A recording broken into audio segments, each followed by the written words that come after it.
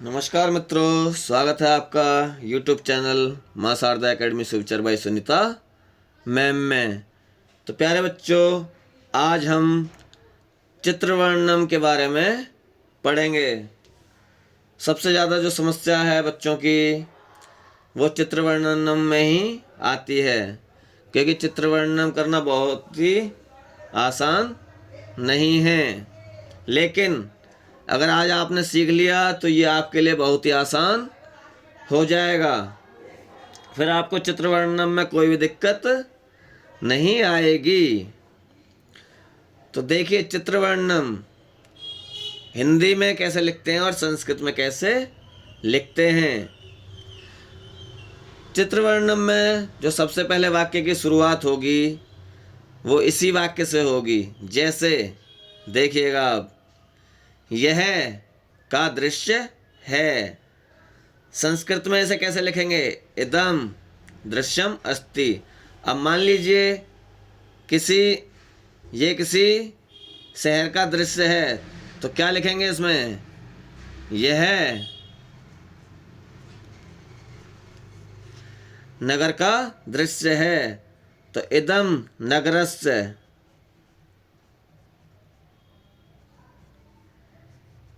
इदम नगरस्य दृश्यम अस्ति। यह नगर का दृश्य है। इदम नगरस्य दृश्यम अस्ति। यह नगर का दृश्य है। यदि ये किसी बगीचे का या पार्क का दृश्य होता तो क्या लिखते?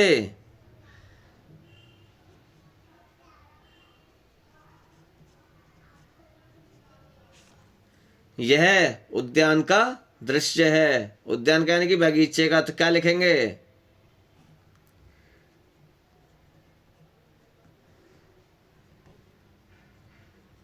उद्यानस्य। यानी कि यह बगीचे का, उद्यान का दृश्य है। तो संस्कृत में क्या लिखेंगे? इदम उद्यानस्य दृश्यम अस्ति। यह बगीचे का दृश्य है।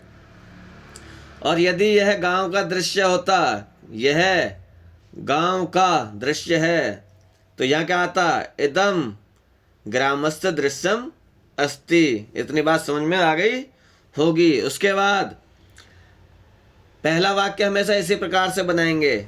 उसके बाद है दूसरा वाक्य, इस चित्र में है हैं। यानी कि अगर आपका जो वाक्य है वो एक वचन में होगा तो है आएगा, यदि बहुवचन में होगा तो है आएगा। है के ऊपर ये बिंदी। तो इस बात का अवश्य ध्यान रखना है आपको कि अगर वाक्य आपका एक वचन में है तो है आएगा, बहुवचन में है तो है आएगा। इसमें बिल्कुल भी कंफ्यूज होने की आपको आवश्यकता नहीं है। तो इसी प्रकार से संस्कृत के वाक्य में भी आपको ध्यान रखना है। जैसे है, तो है के लिए हमारी जो संस्कृत होती है वो है अस्ति, और जो है यानी कि बहुवचन है तो उसकी संस्कृत क्या है हमारी? संति।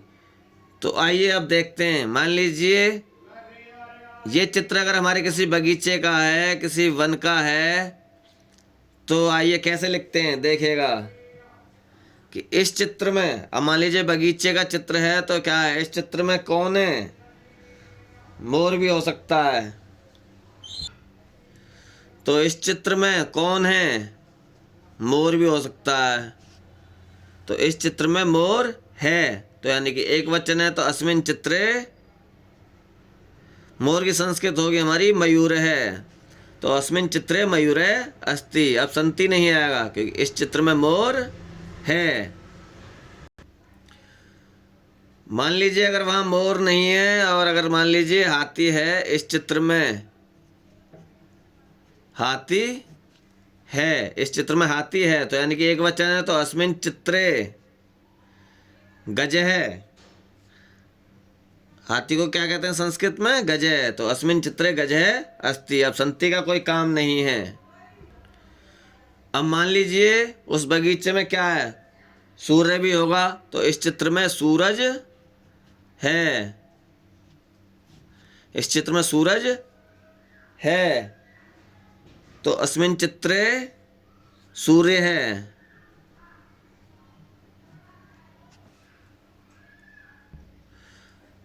अब मान लीजिए वहाँ बहुत सारे पेड़ हैं, तो इस चित्र में अनेक पेड़ हैं, अनेक पेड़ हैं। अब यहाँ क्या आया? बहुवचन। इस चित्र में अनेक पेड़ हैं, तो अस्मिन चित्रे है, बहुत सारे पेड़ हैं, तो क्या लिखेंगे? वृक्षः सन्ति। अस्मिन चित्रे वृक्षः सन्ति। तो इतनी बात आज आपको समझ में आ गई होगी। अब आप चित्र वर्णन को आसानी से पेपर में कर सकेंगे। बस इतना ध्यान रखना है आपको, जैसे इतने सारे वाक्यों में एक वचन आया तो हमने लगाया अस्ति, लेकिन जो हमारा आखिरी जो वाक्य है, इस चित्र में अनेक पेड़ हैं, तो यहाँ आया बहुवचन, तो इसलिए अस्मिन चित्रे वृक्षः।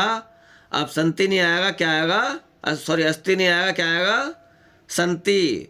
तो बस वाक्य बनाते वक्त इसी बात का ध्यान रखना है कि अगर हमारा वाक्य एक वचन का है तो अस्ति आएगा, और अगर बहुवचन है तो संति आएगा। अब उम्मीद करता हूँ कि अब आप चित्र वर्णन में कोई भी गलती नहीं करेंगे और पेपर में बहुत ही अच्छे से करके आएंगे।